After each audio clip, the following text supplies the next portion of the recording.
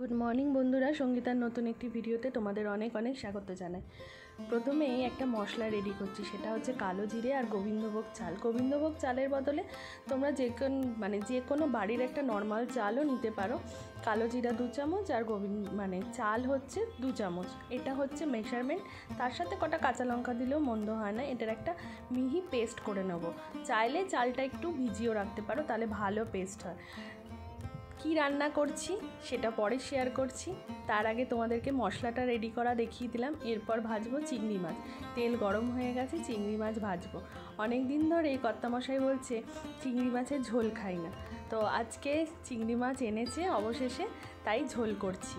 সত্যি কথা বলছি, কোনো দিন তোমরা বাড়িতে ট্রাই করে দেখো, মনে হবে কি ইলিশ মাছের ঝোল খাচ্ছ, দারুণ লাগে। আর এই মাছটা আমার মা খুব ভালো করে।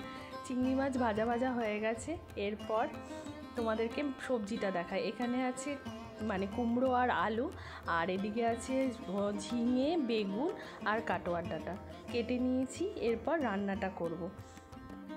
মাছটা ভেজে তুলে নেওয়ার পর খানিকটা আর তেল দিয়েছি, কারণ একটু তেল বেশি দিতেই হয়। তারপর কালো জিরা সম্বার দিয়ে দিলাম। এরপর সবজিগুলোকে ছেড়ে দেবো। প্রথমে দেব কুমড়ো আর আলুটা, কারণ আলুটা একটু হতে সময় লাগে, না হলে না বাকি সবজিগুলো একদম গলে যাবে।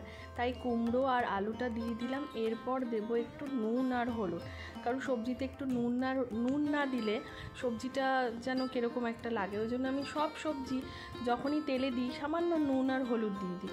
তো যাই হোক, এবার এটাকে ঢাকনা দিয়ে হালকা ভাজা করব। তাহলে কী হবে, আলুটা একটু হালকা ভাপ হয়ে যাবে। তো হয়ে গেছে আমার ভাজা ভাজা আলু আর কুমড়ো। এরপর দিয়ে দেবো ঝিঙে আর বেগুন। এটা একটা ঝোড়ার মধ্যে কেটে রেখেছিলাম, তাহলে জলটা ঝরে যায়, না হলে না কড়াইতে দেওয়ার সঙ্গে সঙ্গে অনেক জল বেরিয়ে যায়। দিয়ে দিয়েছি কয়েকটা কাঁচা লঙ্কা ফেলে, যে যতটা ঝাল খাবে সেই পরিমাণে লঙ্কা দেবে।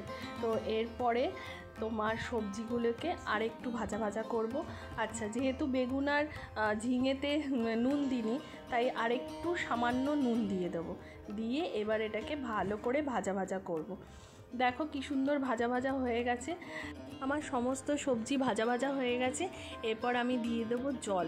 জলটা পরিমাপ বুঝে দিও, সবজির ওপর ডিপেন্ড করছে সবজিটা কতটা বড় কাটছো কতটা ছোট কাটছো, তো আমি অত পরিমাপ জানি না। জল দিয়ে দিয়েছি। শেষে গোটা কাঁচা লঙ্কা দিলাম, কারণ ভাতে অনেকে ডোলে কাঁচা লঙ্কা খেতে পছন্দ করে, তো আমি তো ভীষণ ভালোবাসি, তাই জন্য কয়েকটা গোটা কাঁচা লঙ্কা দিয়ে দিয়েছি। ঝোল ফুটে গেছে, তো আমার সবজিও সেদ্ধ হয়ে গেছে। ঢাকনা খুলে একটু চিনি দিয়ে দিলাম। ব্যাস, নুন মিষ্টির ব্যালেন্স দেখে নিয়ে দিয়ে দিলাম তোমার চিংড়ি মাছগুলো, ভেজে রাখা চিংড়ি মাছগুলো। আমার মোটামুটি এখন সবজিটা শেষের পথে, মোটামুটি হয়ে গেছে। এরপর দিয়ে দেব যেই মশলাটা প্রথমে রেডি করে রেখেছিলাম, সেই চাল বাটা আর হচ্ছে কালো জিরা বাটার মশলাটা। এইটাই হচ্ছে এই সবজির মেন মশলা, যেটার জন্য সত্যি কথা বলতে সবজিটা একদম ইলিশ মাছের মতো খেতে লাগে। এই ঝোলের সাথে একটু গন্ধ লেবু 1 টুকরো, ব্যাস, আর কিচ্ছু চাই না। এই এক থাল ভাত একেবারে নিমিষে উড়ে যাবে। তো চলো, রান্না তো আমার হয়ে গেছে। এরপর তোমাদের সাথে ডিকুর ড্রয়িংগুলো শেয়ার করি। এই দেখো, একটা ঘর বানিয়েছে, এটা একটা ফুল, বুঝতেই পারছো, ও একা একা করেছে, কারোর কোনো হেল্প ছাড়াই। এখানে একটা অক্টোপাস কোথার থেকে দেখে করেছে, তো করেছে একা একা। যখন ঘরে থাকে এক মনে, তখন ও এইসবগুলো করে।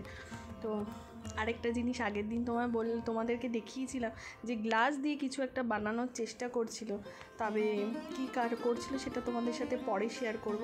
তা এটা একটা সিনারি করেছে, তোমরা কমেন্ট করে জানিও যে কীরকম হয়েছে দিকুর আঁকাগুলো। তো চলো আরেকটা দেখাই তোমাদেরকে গ্লাস দিয়ে কি করছিল।